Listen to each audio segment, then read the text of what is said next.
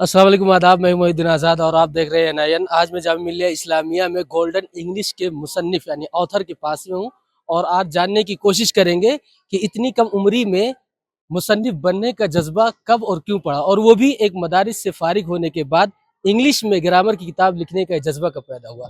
سب سے پہلے تو NIN میں آپ کا استقبال ہے۔ میں شکریہ ادا کرنا چاہوں گا آپ سب کا، آپ لوگ یہاں تشریف لائے، مجھے خوشی ہوئی، آپ لوگوں نے مجھے حوصلہ دیا۔ اللہ آپ سب کو بہترین بدلہ دے ان ساری چیزوں کا۔ اور مجھے بچپن سے ہی انگریزی اور عربی زبان کا شوق رہا ہے، اور میرے والد صاحب بھی مجھ سے کہا کرتے تھے کہ آپ ان دونوں زبانوں پر محنت کریں۔ حالانکہ اگر میں اپنے ماضی کے بارے میں بولوں تو ماضی میں جو ہے فیل ہو جایا کرتا تھا انگریزی میں۔ ایک بار میں گھر میں تھا تو مجھے رزلٹ ملا تفلا کا، درجے تفلا الف کا، اس میں میرا 0 تھا، تو مجھے بہت ہنسی آئی کہ میرا 0 ہے۔ تو اگر میں بات کروں کہ کب سے میں نے شروع کی ان زبانوں پر کام کرنا، تو جب میں صفا شریعت کالج میں تھا تو وہاں حفظ کر رہا تھا ڈومریا گنج میں، تو وہاں پر ایک اچھا سسٹم یہ بنایا گیا تھا کہ حفظ کے ساتھ آپ کو ثانیہ کی تعلیم بھی حاصل کرنی ہے، یعنی حفظ بھی کرنا ہے اور کتابیں بھی پڑھنی ہے۔ تو وہاں پر میں نے ایڈمیشن لیا، صفا میں حفظ کر رہا تھا، اور وہیں پر میں نے انگریزی زبان کی تعلیم شروع کی، وہیں سے آغاز ہوا۔ پھر اس کے بعد میں جامعہ اسلامیہ سنابل آیا، اور پھر یہاں میں نے کوشش کی، محنت کی بچپن سے ہی، یعنی کہ اولا متوسطہ میں میرا ایڈمیشن ہوا تھا، اور اسی وقت سے ہی میں نے محنت کرنی شروع کی، الفاظ معنی یاد کرنے شروع کیے۔ اور پھر آگے چل کر کے جب مجھے تھوڑی بہت جانکاری ہو گئی تو پھر میں نے جو ہے بچوں کو پڑھانا شروع کر دیا، جو مجھ سے چھوٹے تھے ان کو پڑھانا شروع کر دیا۔ تو میں نے ان کے مائنڈ کو سمجھا کہ کیا کمی ہے ان کے اندر، تو اسی کے حساب سے میں ان کو پڑھاتا تھا۔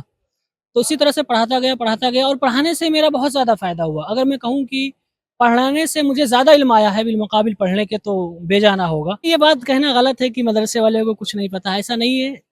جو انسان علم حاصل کرتا ہے کہیں سے بھی لے لیتا ہے، تو مدرسے والے بھی بہت ساری چیزیں جانتے ہیں۔ خاص کر اگر میں سنابل کی بات کروں تو وہاں کا سلیبس اتنا اچھا ہے کہ ہم سب کچھ جان جاتے ہیں ماشاءاللہ، یہاں تک کہ جنرل نالج بھی ہمیں اس کا علم ہوتا ہے۔ تو یہ کہنا غلط ہوگا۔ مدرسے والے الگ الگ اعتبار سے ہر فیلڈ میں ماہر ہوتے ہیں، کوئی کسی فیلڈ میں ماہر ہوتا ہے، کوئی کسی فیلڈ میں ماہر ہوتا ہے۔ انگلش یہ جو آپ کی کتاب ہے کس کلاس کے اسٹینڈرڈ کے بچوں کے لیے؟ یہ مکمل ایک کورس ہے، اور جس کتاب کا اجرا بھی ہوا ہے یہ پہلا حصہ ہے۔